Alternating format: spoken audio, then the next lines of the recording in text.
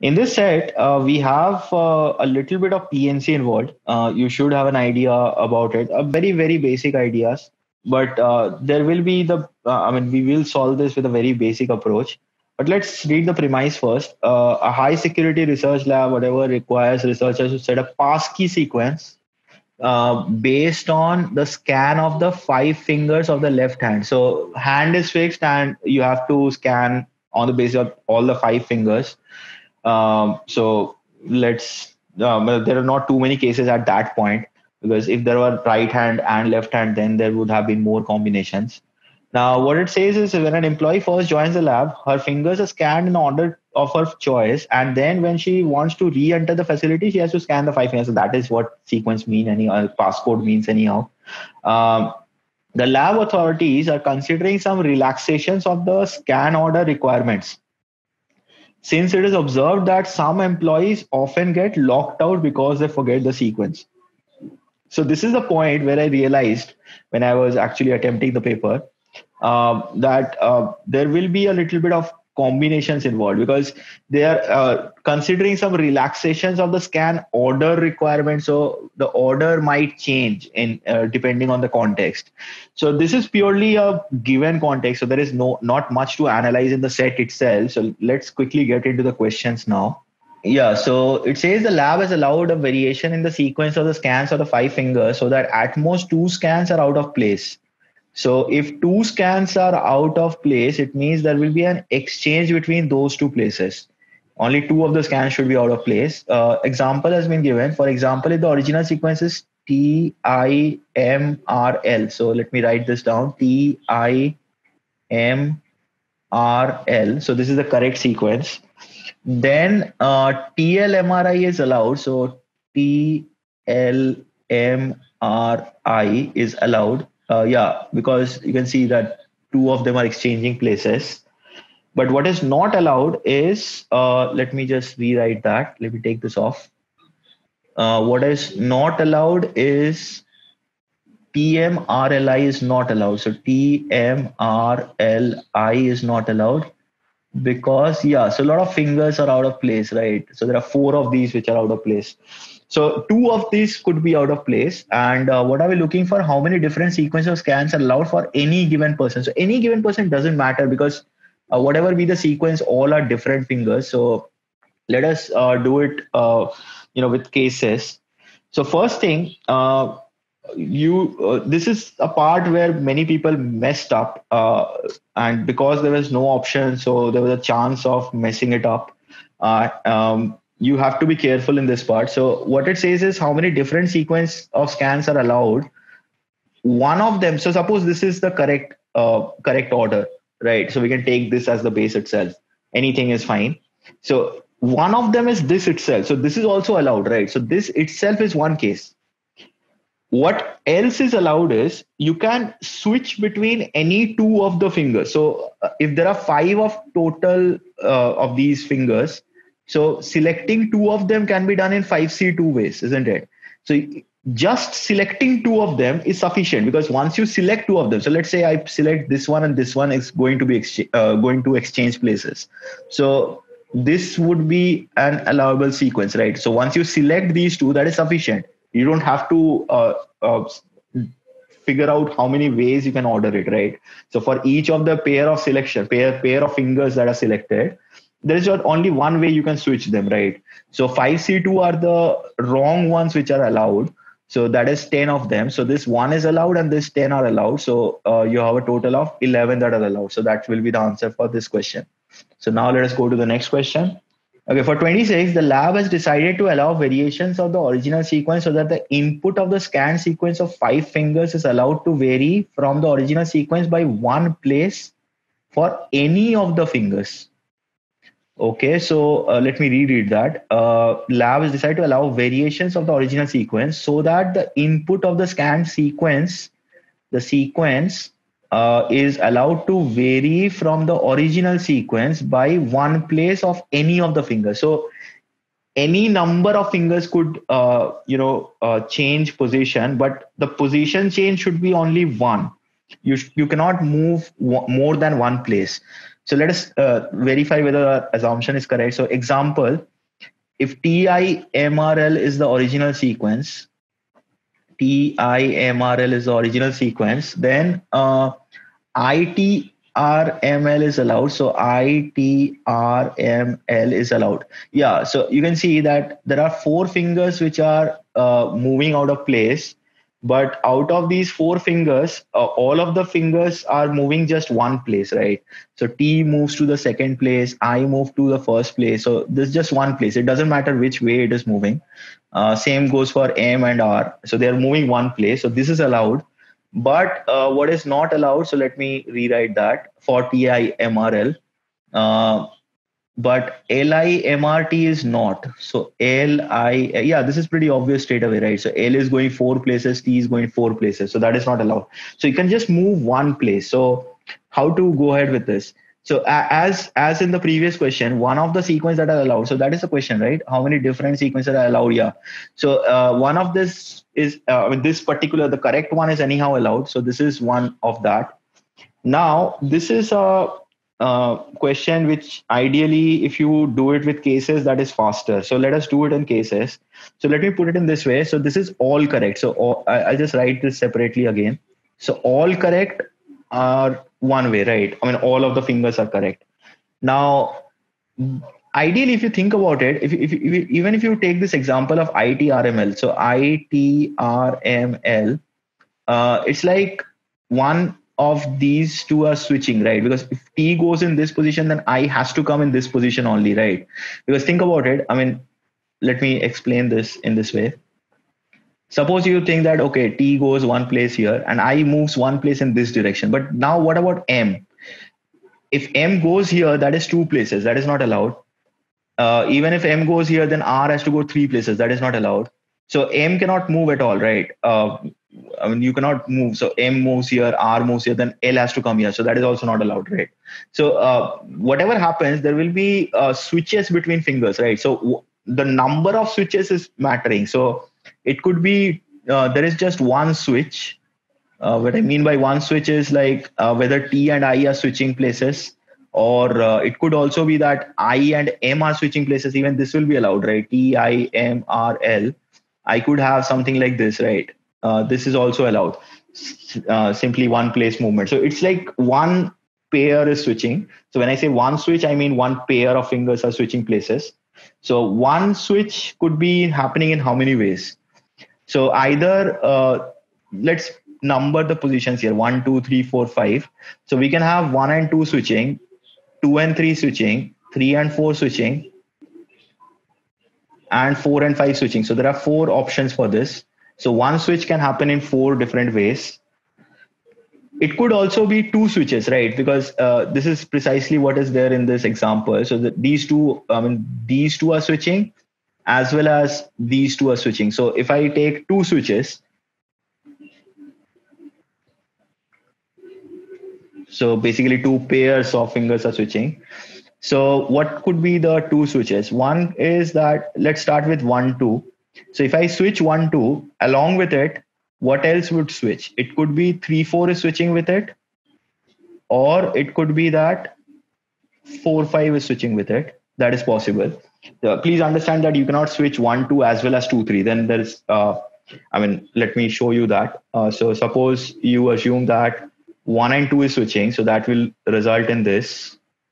But then after that, if you switch 2 and 3, this will be the final result, right?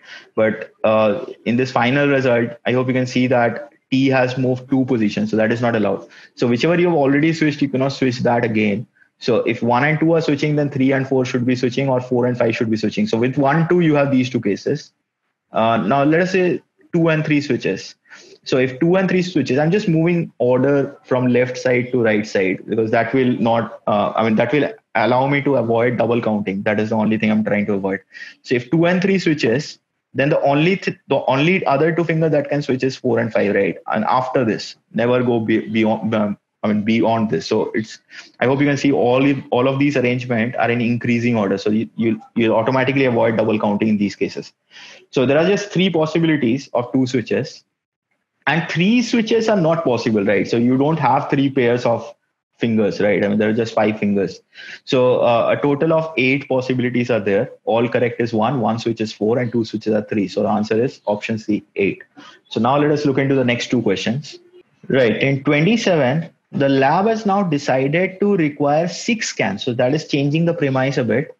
In the past sequence, where exactly one finger is scanned twice. So one finger is scanned twice, and the other fingers are scanned once. Okay. So which can be done in any order. So order is not defined. So for example, a possible sequence is this. So TIMTRL. Okay, so one finger is scanned twice. So in this case, the thumb is scanned twice, but the other fingers are scanned once. Okay. Suppose the lab allows a variation. Again, the variation comes in of the original sequence where at most 2 scans are out of place. So this is similar to the first question that we did, but let us try to complete the question here. So suppose the lab allows a variation of the original sequence where at most 2 scans are out of place. So if 2 scans are out of place, so we just need to select 2 fingers, right? But in this case, the immediately what I'm noticing is if I switch this T and T, it doesn't really make any difference, right? So that will come into consideration. Anyhow, as long as the finger originally scanned twice is still scanned twice, and the other fingers are scanned once. So if the original sequence has 2 thumbs in it, the new sequence, whichever is relaxed, then that will also have 2 thumbs in it, something like that. How many different sequences of the scans are allowed for any given person's original scan?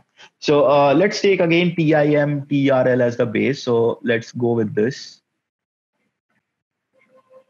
Now, I think I discussed this already. First of all, this is one of them, which is anyhow allowed. So this is the correct sequence, so that will be allowed. 2 of the fingers can be out of position. So first of all, there are 6 of these.